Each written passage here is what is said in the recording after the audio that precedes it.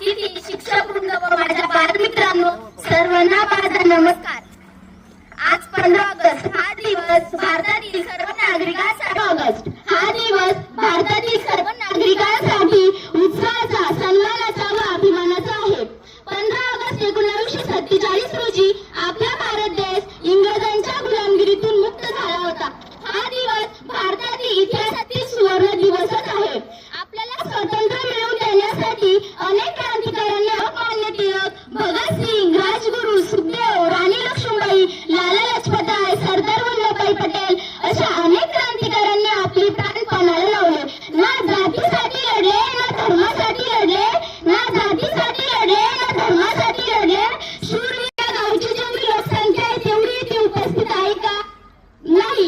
जर या जागी लावणी किंवा तमाशाचा कार्यक्रम असता, येथे बहुतांश प्रमाणात लोकसंख्या असती का? कारण त्यांना ते आवडते.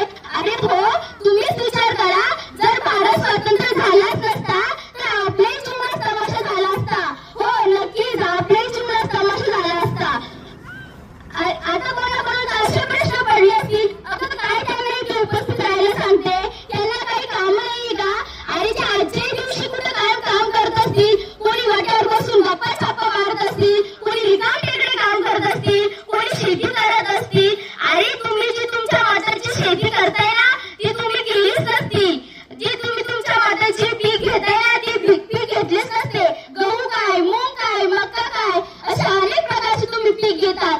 तुम्ही एकदा इतिहास तर वाचून बघा, मग काय तुम्हाला स्वातंत्र्य होण्या अगोदरची काय नशा होती, काय गरज होती. इंग्रज शेतकऱ्याला जो पीक घ्यायला सांगितला तोच पीक घ्यावा लागायचा. तो पीक घ्यावा लागायचा. ठराविक वेळी शेतकऱ्या